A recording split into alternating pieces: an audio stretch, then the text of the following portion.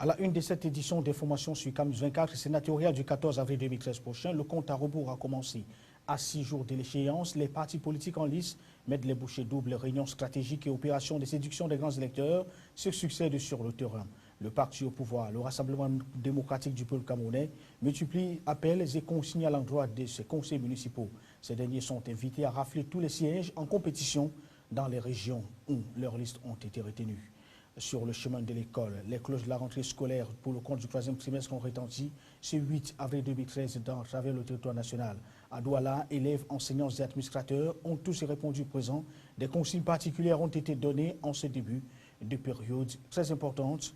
L'année scolaire tire pratiquement à sa fin. Et puis à l'étranger, nécrologie, Margaret Thatcher est morte. L'ex-premier ministre britannique a rendu l'âme ce 8 avril 2013 à l'âge de 87 ans des suites d'un accident vasculaire cérébral.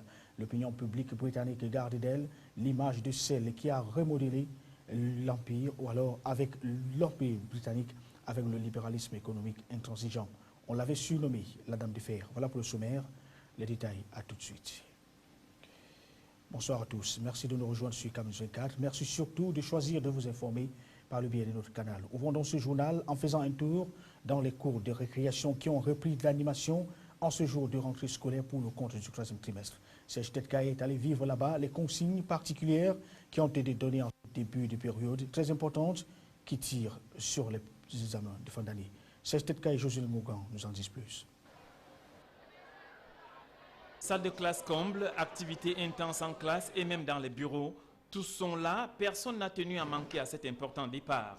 Pour ce faire, des dispositions particulières ont été prises. Nous avons donné des conseils à nos enfants pour cette dernière ligne droite. Nous leur avons dit que c'est le tournant décisif. Ce trimestre, comme vous le savez, c'est un trimestre de fixation des connaissances. Et nous leur avons dit que d'ici à 3 semaines, ce sera les évaluations pour la fin de l'année, c'est-à-dire pour le compte de la 5e séquence. Les classes d'examen, ce sera les examens blancs. Ici, les enseignants sont à l'œuvre et dispensent des cours. Tout à côté, c'est un élève qui est au tableau. Au 3e trimestre, l'erreur n'est pas permise et l'on s'est préparé en conséquence. Quand nous démarrons en septembre, à partir du mois d'octobre, et plus particulièrement à la fin du mois d'octobre, nous commençons avec les cours d'optimisation, c'est-à-dire des travaux dirigés renforcés. Nous le faisons déjà à la sortie des classes à 15h30 avec les classes d'examen.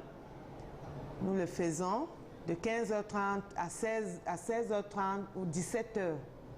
dont le professeur se charge de donner des exercices afin de renforcer les capacités des enfants. Donc nous n'attendons pas seulement les congés de Pâques. Pendant que certains élèves sont en classe, d'autres, moins consciencieux, flânent à l'extérieur. Par petits groupes, ils causent, chahutent. Et pourtant, le train du 3e trimestre est déjà sur les rails pour entrer en gare dans un mois jour pour jour, avec les examens et concours de fin d'année. Voilà qui est donc dit, c'est le 3e trimestre et c'est la période de l'année scolaire la plus importante. En effet, CEP, BEPC, probatoire et baccalauréat vont couronner ces 2 dernières semaines ou alors ces 2 derniers mois de classe. Albertine Pichaga et Jean-Jacques Ondoa au reportage. Le 3e trimestre débuté ce 8 avril va durer exactement 9 semaines. Selon le calendrier officiel, la période réservée aux examens et concours ira du jeudi 10 juin au vendredi 19 juillet 2013 pour l'enseignement primaire et du lundi 3 juin au vendredi 26 juillet 2013 pour les enseignements secondaires général et normal. L'enseignement technique, lui, passera ses examens à partir du 21 mai 2013.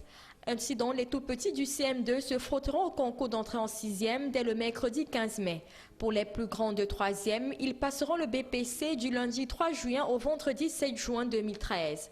L'examen du probatoire de l'enseignement général se déroulera du mardi 11 juin 2013 au vendredi 14 juin. La période réservée au baccalauréat ira du 21 mai 2013 au vendredi 24 mai. Pour ce qui est de l'enseignement technique industriel et commercial, le baccalauréat se déroulera du lundi 6 mai au vendredi 10 mai. Pour ce qui est de l'enseignement technique industriel et commercial, le baccalauréat se déroulera du lundi 6 mai au vendredi 10 mai pour les épreuves écrites obligatoires et le probatoire du 21 mai au samedi 25 mai. Pour le certificat d'aptitude professionnelle, il faudra attendre le 28 mai pour le début des épreuves écrites pour le cap industriel et le 10 juin pour le cap commercial. Voilà de manière non exhaustive ce que présente le calendrier des examens de cette année. Les élèves ont du pain sur la planche. Très bien, allons donc voir dans la région du Sud, à Ibolva. Là-bas, on dit que l'heure est virage, puisque dans cette partie du pays, qui a donc connu un mauvais classement au terme des résultats de l'Office du baccalauréat de la session de 2012, l'heure est aux dernières tractations pour préparer les élèves aux examens de fin d'année. Reportage Louis de Gonzaga, Akanj Banda et Riticheux. Il se comptait par milliers les élèves qui ont envahi les rues de la capitale régionale du Sud en direction de leur établissement scolaire. Qu'ils soient du primaire ou du secondaire, l'état d'esprit est resté le même, à savoir bien négocier le dernier virage qui va aboutir aux évaluations de passage de concours ou aux examens certificatifs. Pour y parvenir avec succès, les enseignants ne se sont pas fait prier pour dispenser les premiers enseignements dès la première heure. Dans certaines classes, ces cours ont épousé la coloration de l'actualité politique de l'heure. L'enfant maîtrise déjà les pouvoirs du Cameroun, où nous avons le pouvoir exécutif, judiciaire et législatif. On leur explique donc que dans différents pouvoirs, nous pouvons avoir des représentants tels quels. Et aujourd'hui, on avait donc une leçon sur le pouvoir législatif. Et l'enfant va donc me demander, on a parlé du pouvoir exécutif, nous avons également parlé du pouvoir judiciaire. Et maintenant, qu'est-ce que c'est du pouvoir législatif ? En dépit des enjeux que tout le monde sait très préoccupants pour ce trimestre et son caractère très court, certains élèves ont trouvé en ce jour de reprise des classes une occasion de manquer les cours. Et le bilan fait à travers les établissements n'est pas des plus reluisants. Nous avions procédé tout à l'heure, nous venions de procéder à au contrôle de l'effectivité. Nous attendions 3500, près de 3500 élèves, 2915 sont arrivés. Ça fait un taux de présence de 82,05%. Et les enseignants aussi étaient là sur les enseignants attendus. On a eu un taux de présence de 63,63%. Parce que sur 44 enseignants, 28 étaient là. Donc nous avons connu une rentrée réelle. En tout état de cause, selon la manière dont ce laps de temps sera géré, la joie sera éclatante ou alors les larmes vont couler le jour de la proclamation des prochains résultats. Parlons cette fois de la formation extrascolaire avec l'insertion socio-économique des jeunes et l'éducation civique des populations qui préoccupent le gouvernement. Ce 8 avril 2013, donc, le ministre de la Jeunesse et de l'Éducation civique a procédé en 2 lieux différents à l'inauguration officielle des nouveaux bâtiments et à la remise des équipements de formation au centre multifonctionnel de promotion des jeunes de Mbomane et de Madagascar. C'est donc dans la banlieue de Yaoundé, la capitale politique du pays. Compte rendu Jean-Pierre Bitongo, Alexis Claude Amougou, Sadou Mamoudou pour le récit. Mbomane, quartier qui garde encore en mémoire les crimes rituels des dernières semaines, ces personnalités sont allées pour honorer et réconforter les habitants. Le représentant de la commune de Yaoundé 4, M. Foué, ne pouvait qu'exprimer la gratitude des populations pour cette noble initiative qui, pour lui, est une étape majeure dans l'encadrement extrascolaire des jeunes. Ainsi a-t-il invité ceux de la municipalité de profiter au maximum des formations proposées dans ce centre. Le ministre de la Jeunesse et de l'Éducation civique, Pierre Ismaël Bidonkwat, a invité les adhérents qui auront le privilège d'utiliser ces infrastructures et équipements à faire preuve de civisme. Des infrastructures similaires ont été construites ou sont en voie d'achèvement dans les villes de Baroua, Bamenda, Douala, Bertoua ou encore Garoua. Il s'agit en somme d'assurer un maillage territorial complet et permettre ainsi à tous les jeunes, où qu'ils se trouvent, de bénéficier d'un encadrement de proximité et d'améliorer ainsi l'offre d'éducation et la participation des jeunes ainsi que leur accès à l'emploi et à l'auto-emploi. Et voici donc une attitude du ministre Ismaël Pierre Bidoumpat, ministre de la Jeunesse et de l'Éducation civique, au micro de Jean-Pierre Bitongo. Ce extrait a été capté au sortir de la cérémonie. Les réponses idoines à l'encadrement des populations en général et des jeunes en particulier constituent une préoccupation constante des pouvoirs publics. À cet effet, les nouvelles missions qui incombent à notre département ministériel sont pour les pouvoirs publics déterminantes pour les stratégies d'implication des jeunes aux efforts de développement national. Face à l'adversité de la conjoncture de crise et les pulsions sociales, notre département ministériel doit désormais relever d'importants défis. Il s'agit entre autres de la promotion de l'éducation civique des populations jeunes et adultes. Parlons à présent religion avec la Compagnie nationale de navigation aérienne qui a l'intention d'encadrer les pèlerins des notabilités et autres dignitaires musulmans de Garoua. La délégation conduite par le conseiller technique de cette structure, Cyril Tello, a donné certaines garanties qui laissent entrevoir la reprise de la desserte entre le Cameroun et le Royaume d'Arabie Saoudite par la Compagnie nationale aérienne du Cameroun. Amadou Bello, Giscard Bonnier, Bintou Akoum pour le récit.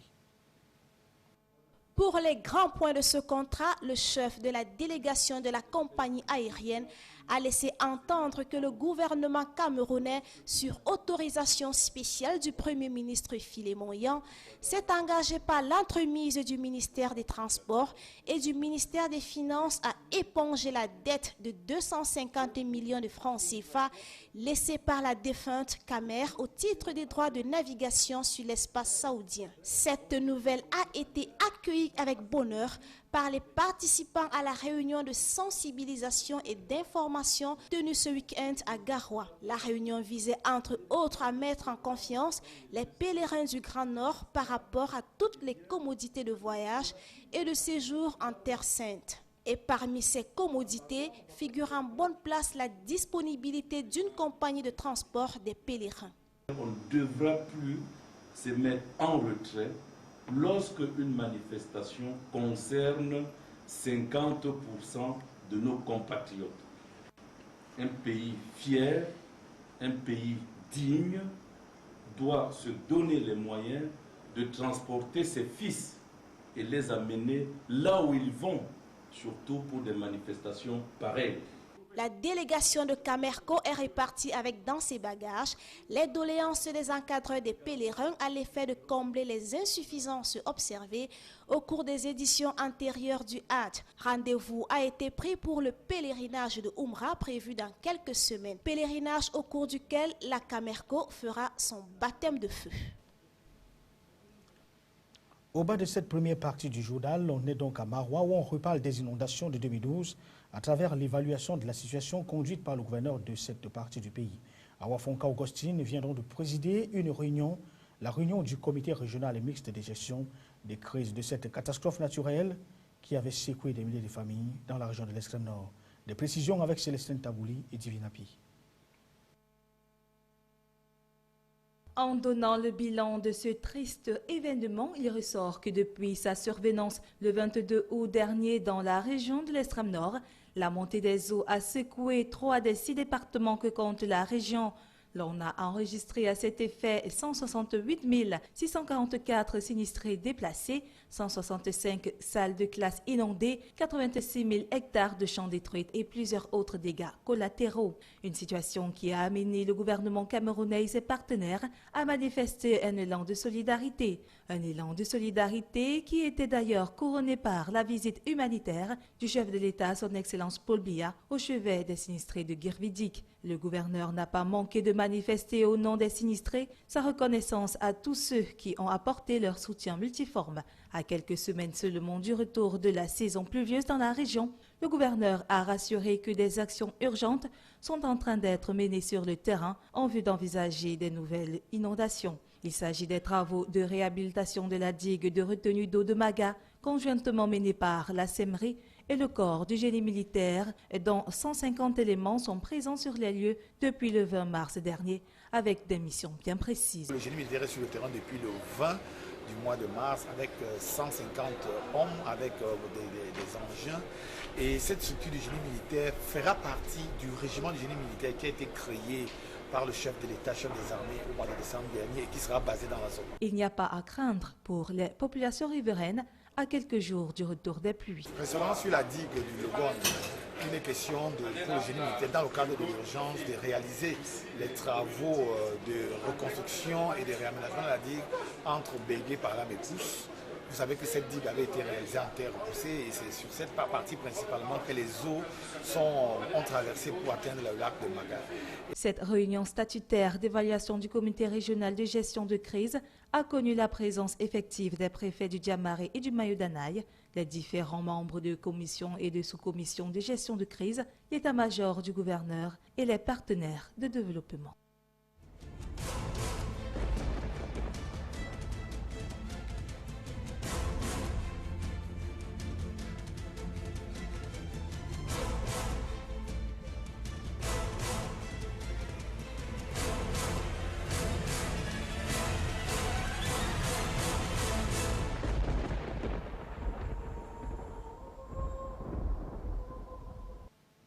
C'est donc la page consacrée au sénatorial, c'est le dossier ou alors la page spéciale du journal que nous ouvrons avec la campagne électorale en vue des sénatoriales du 14 avril prochain et le RDPC dans le littoral qui se met en ordre de bataille. Le ministre de la Justice et garde de Sceaux, Laurent Issou, vient de procéder à la maison du parti de Douala Bonanjo à la mise en route de la stratégie de quadrillage de la région côtière en vue de poser une réponse perspicace et alors très efficace à la liste de l'UNDP, l'Union nationale pour la démocratie et le progrès, principal challenger de ce parti, le parti de Paul Biya, dans cette partie du pays. Il faut dire que cette retrouvaille des cadres intervient au lendemain de l'installation des responsables chargés d'animer cette campagne électorale dans les différentes unités et circonscriptions administratives du littoral en vue d'assurer une victoire écrasante à la liste du parti de la Flamme Ardente au soir du 14 avril 2013. Restons dans la même ambiance pour dire que les sénatoriales 2013 et la commission communale de campagne de Vouréclois qui entre elle aussi dans la danse. Ces membres se sont donc retrouvés autour du président Omar Fadil à l'effet d'élaborer un plan gagnant de campagne pour quadriller le terrain cette dernière semaine. Il est question ici de préserver les acquis du parti de la Flamme Ardente. Les 43 conseillers municipaux du Rassemblement démocratique du peuple camerounais ont d'ailleurs exprimé leur vote au bureau B avec leurs camarades de Voury 2 et qui sont 16 au total. Une réunion qui rentre en droite ligne des instructions de la circulaire du président national et signée le 25 mars 2013 dernier. Paul Biya avait donc recommandé à ses camarades de faire preuve de ferveur militante, les sénatoriales de 2013 étant d'un enjeu politique important. Message bien reçu à Voury-Clois, où la commission communale de campagne se prépare à aller en opération de charme à l'endroit des grands électeurs qui devront donc mener le bateau RDPC à la victoire finale et c'est à ses premières et sénatoriales historiques pour le Cameroun. Nous vous invitons à présent à suivre une attitude de Omar Fadil, qui est donc le président de cette commission, au micro de Serge Tetka. Il s'agit de donner une place confortable au RDPC, au Sénat. Et c'est la raison pour laquelle la troisième ne doit pas faillir. En clair, nous devons assurer l'encadrement et la sensibilisation des conseillers municipaux. Nous devons faire éviter toute forme de surenchère à travers des appels de pied. Et ensuite, nous devons également explorer toutes les voies favorables, surtout utiles au RDPC, veiller à l'acheminement des conseillers municipaux RDPC au chef du département, c'est-à-dire au lieu du vote. Et en tout état de cause, nous allons donc nous employer à informer, à sensibiliser également les militants sur le Sénat, sur son organisation, sur son fonctionnement et sa place dans les institutions de la République et sa raison d'être, son rôle, etc., etc. Voilà en fait nos missions fondamentales en ce qui concerne cette campagne sénatoriale du 14 avril 2013, en ce qui concerne la commission communale de Douala 3e dont je suis le président. Très bien, restons toujours dans le cadre de ces sénatoriales pour dire que l'autre parti en liste dans la région du littoral, c'est bien l'Union nationale pour la démocratie et le progrès de Bello Maïgari. Les cadres de ce parti dans la région du littoral se sont donc retrouvés cet après-midi. Question de faire le bilan à mi-parcours, c'est-à-dire le bilan après la première semaine de campagne. Pour suivre pour le compte de Camille 24, Sadou Mamadou, Benoît Dormont.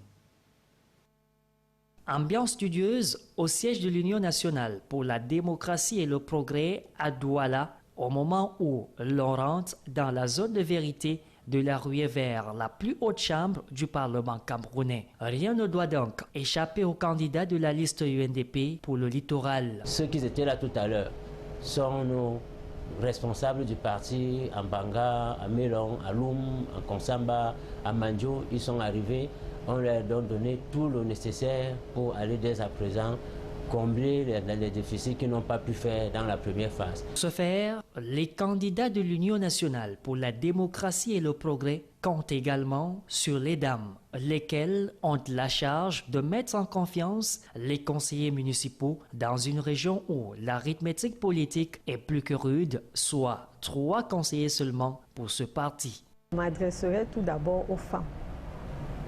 Aux femmes parce que ce qui est femme, est paix, est famille, est espoir. La liste UNDP mise également sur cette ancienne cacique de l'UPC, Gossing 1, laquelle ne manque pas d'appeler à une synergie agissante des partis dits de l'opposition. L'UNDP, il est là, il n'y a pas de désordre, c'est un parti responsable. La course vers la haute chambre du Parlement camerounais rentre ainsi dans sa dernière ligne droite et les formations politiques en lice pour cette compétition, la toute première de l'histoire de la nation, ne lésine sur aucune stratégie pour sortir vainqueur au soir du 14 avril 2013.